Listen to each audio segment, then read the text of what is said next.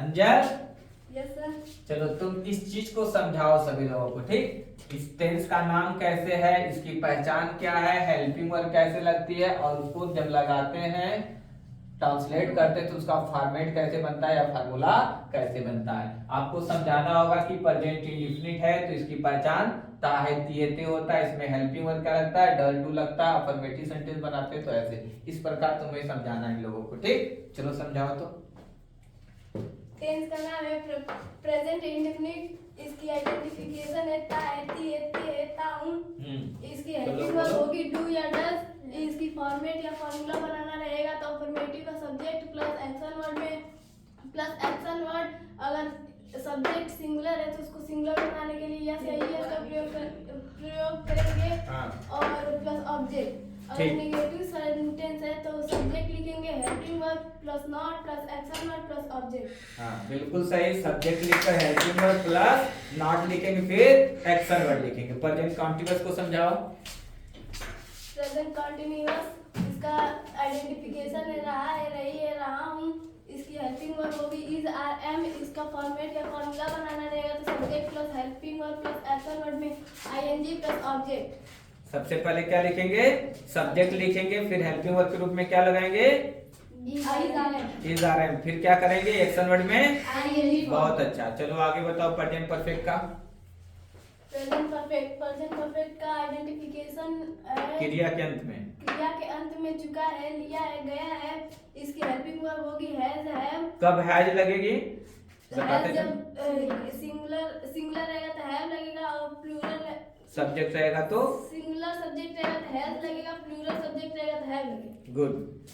इसकी फॉर्मेट या फॉर्मूला बनाना रहेगा subject plus helping verb plus action word. उसमें एक्शन वर्ड की थर्ड फॉर्म प्लस ऑब्जेक्ट। बहुत अच्छा। प्रेजेंट परफेक्ट कॉन्टिन्यूअस को बताओ।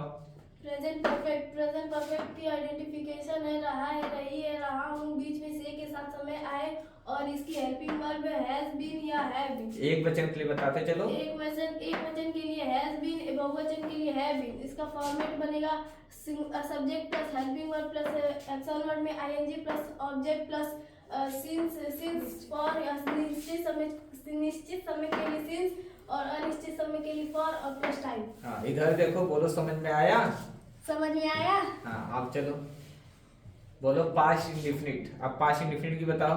पास्ट इंडेफिनिट की आइडेंटिफिकेशन है ता था ती थी ते थे या था ई थी ये थे।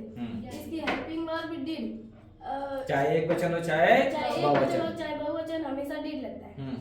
तो इसका फॉर्मेट बनेगा अफर्मेटिव का सब्जेक्ट प्लस एक्शन वर्ड में सेकंड फॉर्म प्लस ऑब्जेक्ट।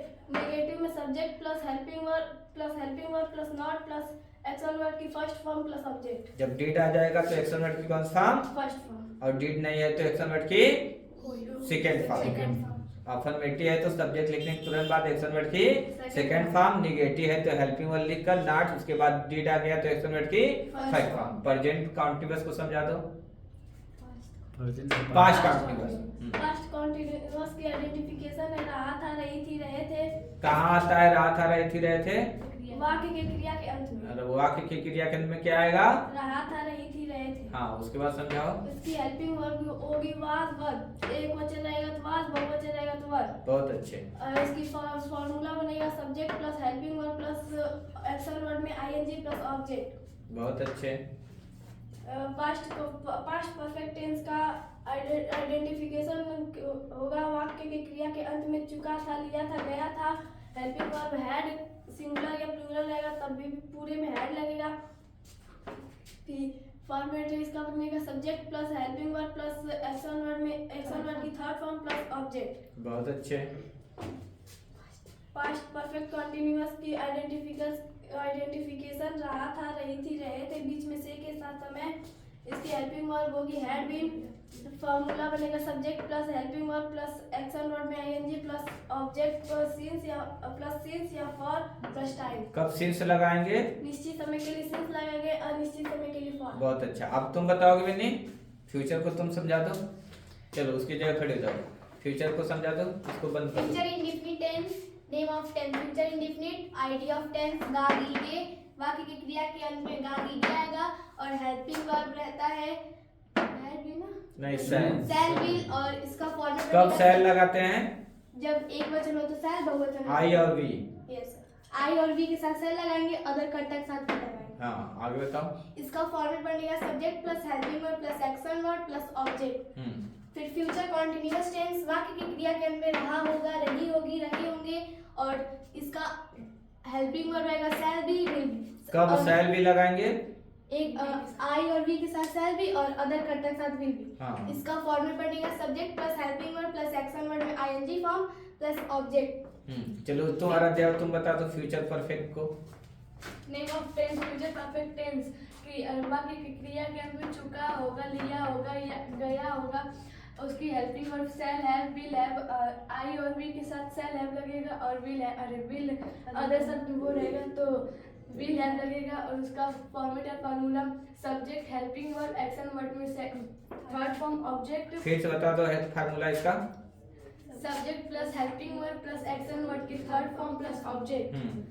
और फ्यूचर परफेक्ट कॉन्टिन्यूअस क्रिया के अंत में रहा होगा, रही होगी, रहे होंगे, बीच में से के साथ समय, सेल हैव बीन आई और बी के साथ लगेगा, विल हैव बीन अदर क्रिया के अदर कर्ता के साथ लगेगा, सब्जेक्ट हेल्पिंग वर्ब और एक्शन वर्ब में ING form plus object plus, और फ्रॉम निश्चित के लिए लगेगा और अनिश्चित के लिए फॉर लगेगा और स्टार्ट। चलो अंजल एक बार तुम फ्यूचर परफेक्ट कॉन्टिन्यूअस समझाओ। फ्यूचर परफेक्ट कॉन्टिन्यूअस के लास्ट वाला।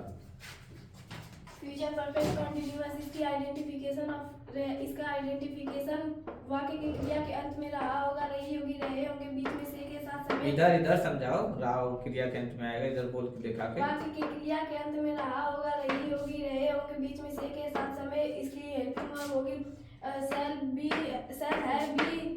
हैव बीन और will have been. Shall have been I और वी के साथ हमेशा लगता है और अदर कर्ता के साथ विल हैव बीन लगता है। इसका फार्मूला बनेगा subject plus helping verb plus action verb में ING plus object plus for या फ्रॉम हमेशा निश्चित समय के साथ लगता है और फॉर अनिश्चित के लिए और प्लस टाइम। अच्छा बता, मेन वर्ड का जो लिखा गया मेन वर्ड या एक्शन वर्ड कब कैसे लगता है उसको भी समझा दो। इंडेफिनिट रहता है तो इसकी हमेशा फर्स्ट फॉर्म किसी भी टेंस में अगर इंडेफिनिट है तो क्या लगेगा? फर्स्ट फॉर्म लगेगी। फिर आगे समझाओ। कंटीन्यूअस रहेगा तो हमेशा आईएनजी फॉर्म लगती है, और परफेक्ट रहेगा तो वर्ब की थर्ड फॉर्म लगती है, परफेक्ट कंटीन्यूअस रहेगी तो आईएनजी फॉर्म। हाँ सभी लोग सामने आ जाओ। सभी लोग इंडेफिनिट में हमेशा कौन सी क्रिया लगती है? First form. कॉन्टिन्यूअस में कौन लगती है? ING form. परफेक्ट में कौन लगती है? Third form. परफेक्ट कॉन्टिन्यूअस में कौन लगती है? ING form. इंडेफिनिट में कौन? First form. कॉन्टिन्यूअस में कौन? ING form. परफेक्ट में कौन? Third form. परफेक्ट कॉन्टिन्यूअस में कौन? ING form. वह जाता है, ही गोज, वह जा रहा है, ही इज गोइंग, वह जा चुका है, he had gone, he has gone, gone. वह 2 घंटे से जा रहा है, he had gone for 2 hour, वह जाता था, he went। वह जाता था, वह जा रहा था, वह जा रहा था, he was going। वह जा चुका था, he had gone। वह 2 घंटे से जा रहा था, he had gone for 2 hours, he had been going for 2 hours, वह जाएगा, वह जाएगा, he will go, he will go। वह जाएगा, he will go, वह जा रहा होगा, he will going, he will be going। वह जा चुका होगा, he will have been going, he will have gone। वह जा चुका होगा, he will have gone, वह 2 घंटे से जा रहा होगा, he will have been going for 2 hours। बहुत अच्छे। बोलो समझ में आया आप लोगों को? समझ में आया आप लोगों अगर को? समझ में आया हो अगर समझ में आया हो वीडियो को लाइक करिएगा वीडियो को लाइक और करिएगा, ज्यादा से ज्यादा शेयर करिएगा। ज्यादा से ज्यादा शेयर करिएगा। आपको वीडियो देखने के लिए आपको वीडियो देखने के लिए बहुत बहुत धन्यवाद। बहुत बहुत धन्यवाद। आपका दिन आपका दिन शुभ हो। शुभ हो। धन्यवाद। धन्यवाद।